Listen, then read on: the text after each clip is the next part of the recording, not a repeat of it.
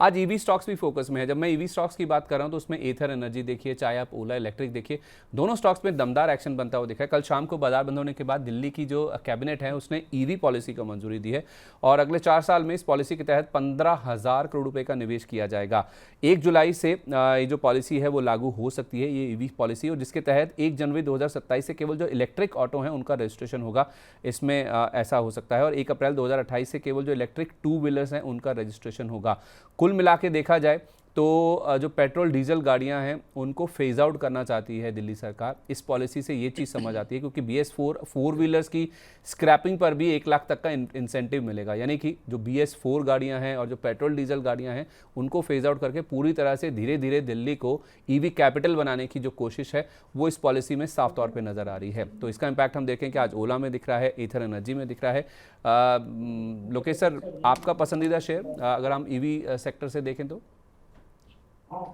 जी, EV stock में अगर मुझे देखना है ना सर, तो मैं जेबीएम में जाना चाहूंगा। हम्म। जेबीएम मुझे काफी अच्छा लग रहा है। अगर गवर्नमेंट का फोकस रहा ईवी में, तो सबसे ज्यादा जो पहला काम गवर्नमेंट करेगी वो बसेस को चेंज करेगी और अपने ट्रांसपोर्टेशन को ठीक करना है।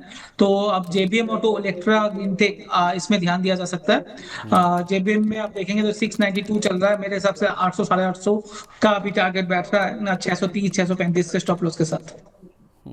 ठीक है। और इलेक्ट्रा में? सर ओलेक्ट्रा भी मुझे अच्छा लग रहा है, 1480-90 का है। मुझे लगता है ये 1650 से 1700 रुपए तक का मूव शॉर्ट टर्म में दिखा सकता है। और इसमें स्टॉप लॉस क्या होगा? तो इसमें स्टॉप लॉस 1423 1425 का रख सकते हैं। वरुण जी, आपके पसंदीदा शेयर? आपने तो ओला इलेक्ट्रिक में भी जब 42 के आसपास था तब भी आपने कहा था कि इसमें दोबारा भी एंट्री कर सकते हैं 39 रुपए के स्टॉप लॉस के साथ। जी, देखिए संदीप जी, कल के कैंडल आप देखेंगे तो ओला में एक्जैक्टली 39.85 का लो बना था अपने 200 SMA के आसपास, और वहां से एक अच्छा रिवर्सल आया। करीबन हमने 36-38 के जोन में पकड़ा था, यहाँ पर 48 में बुक किया था, और वापस यहाँ पर एक 39 के अराउंड एक री एंट्री है।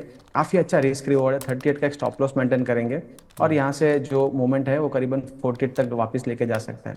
साथ ही में हम जेबीएम ऑटो पर भी हमने आई थिंक 2 वीक पहले एक बाय कॉल दिया था। जी। करीबन 735 730 के जोन बने थे, वहां से करेक्शन है। बिल्कुल एक अच्छा अपॉर्चुनिटी यहाँ पर ऐड कर सकते हैं। और साथ ही में जो एंसिलरीज है, जैसे जो बैटरी मैन्युफैक्चरर है, एक्साइड पर भी एक बुलिश व्यू है। जैसे हमने शुरुआत में बात की है, जो स्टॉक्स में काफी कुछ यहाँ पर आप देखेंगे 2 साल से कंसिडरेशन में है और काफी कुछ यहाँ पर रिटर्न्स बने नहीं है। अब यहाँ पर डेली चार्ट्स पर एक्साइड का भी एक अच्छा एक यहाँ पर एक मोमेंटम है और एक स्ट्रक्चर बन रहा है। 378 का एक स्टॉप लॉस के साथ यहाँ पर भी एक मोमेंटम प्ले कर सकते हैं। करीबन 435 के जोन यहाँ पर एक्साइड में भी बन सकते हैं। ठीक है, ओके। तो पहले भी जेबीएम ऑटो आप बोल चुके हैं, और ओला इलेक्ट्रिक आप कह रहे हैं कि 38 के स्टॉप लॉस के साथ खरीदा जा सकता है। ओला इलेक्ट्रिक में सर टारगेट क्या होंगे अगर कोई खरीदता है इन लेवल्स पर 38 रुपये का स्टॉप लॉस लगाकर? 48 के अराउंड आएंगे संदीप जी। वही 49 के आसपास का जो हाई बना था उसी के आसपास? जी जी, हाँ, वहाँ पर एक रेजिस्टेंस है। आप देखेंगे तो वीकली और मंथली का जो एक सपोर्ट था, वहाँ से एक रेजिस्टेंस हो सकता है। एक अच्छा कंसोलिडेशन के बाद अगर क्लोजिंग मिलता है, फिर आगे के टारगेट अब रिव्यू करेंगे। हाल फिलहाल 48 का टारगेट रखते हैं। ठीक है, ओके, परफेक्ट है। तो ओला इलेक्ट्रिक में 39 रुपये का स्टॉप लॉस लगाकर आप खरीदारी कर सकते हैं। 48 रुपीज़ ये आप टारगेट के रूप में देख सकते हैं। और ओलेक्ट्रा ग्रीन टेक में लोकेश सर कह रहे हैं कि 1650 से 1700 ये टारगेट हैं, और स्टॉप लॉस आपको 1423 रुपये का रखना होगा। बहुत शुक्रिया आपका वरुण जी, अपना कीमती समय देने के लिए। जिन भी स्टॉक्स पर चर्चा हुई उनमें कोई डिस्क्लेमर? जी संदीप जी, आज जो स्टॉक की चर्चा हुई, मेरी या फैमिली की कोई पोजीशन नहीं है। बीइंग स्मॉल कैश मैनेजर, हमारे कंपनी के पोर्टफोलियो या कंपनी के क्लाइंट की पोजीशन हो सकती है। Stock securities market subject to market, सब कोई भी ट्रेड करे अपने फाइनेंशियल सलाहकार के साथ सलाह मशवरा करके ही करे। Past performance does not guarantee any future, को ध्यान में रखें। शो में आमंत्रित करने के लिए खूब खूब धन्यवाद। Happy trading day.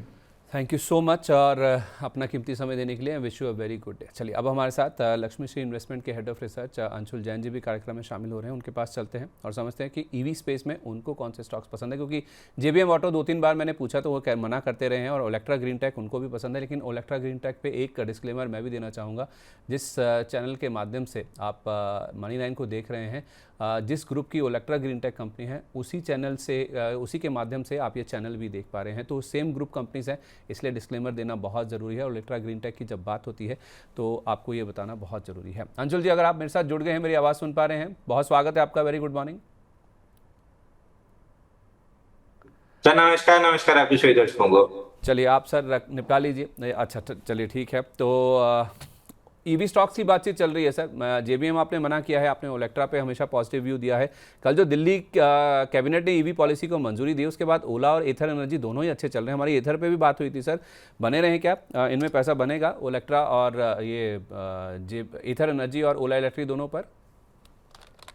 सर एथर एनर्जी तो मेरे को याद है 800 रुपए का जब ब्रेकआउट बना था वीकली चार्ट पे फ्लैट बेस का, 24 हफ्ते के फ्लैट बेस का, तब से हम बाई देते हुए आ रहे हैं।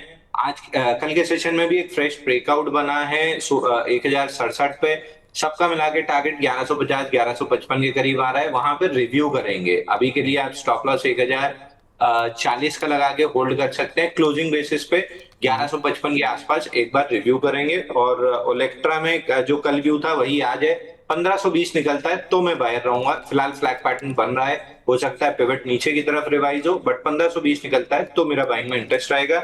और एक चीज सर, मोपेन लैब जो हमने डिस्कस किया था, मोपेन लैब का सारा टारगेट कंप्लीट हो चुका है। आज के सेशन में 60 रुपए का हाई बन गया है, 52.5 में लास्ट वीक दिया था। 17-18% मिल रहा है, बुक कर लेना चाहिए। बिल्कुल यही व्यू मॉर्फिन लैब पर मुझे राजेश शर्मा जी ने भी बताया। राजेश जी कह रहे थे कि हमने 54 के आसपास दिया था आपको, 58 से 60 के टारगेट थे। दोनों टारगेट हिट हो गए सर। आपको भी बहुत मुबारक है, और राजेश शर्मा जी को भी, जिन्होंने भी अंशुल सर के कहने पर या फिर राजेश जी के कहने पर लिया है, तो अपना मुनाफा बुक करके आप इनमें से निकल जाइए और इन्जॉय कीजिए। और बहुत ही शानदार, बहुत ही बढ़िया मूव इन स्टॉक्स में देखने को मिला है और बहुत ही बढ़िया रिकमेंडेशन ये रहे हैं। ओके सर, बहुत शुक्रिया आपका अपना कीमती समय देने के लिए। जिन भी स्टॉक्स पर बातचीत हुई, कोई डिस्क्लेमर सर? जी सर, एक अपडेट देके उसके बाद मैं डिस्क्लेमर देता हूँ सर। हमने केपीएल 1950 से आइडेंटिफाई करके दिया था। क्वालिटी फार्मा है, वो अभी 2800 है। हमने 2400 में बात की है, 2600 में बात की है, 2800 में वापस बात कर रहा हूँ। अभी भी बेचना नहीं है। अब 2550 का स्टॉप लॉस लगा के जिससे मैं लिया होल्ड करें। नया टारगेट 3300-3400 रुपए का आ रहा है, तो अभी होल्ड करने का ही सलाह रहेगी क्वालिटी फार्मा में।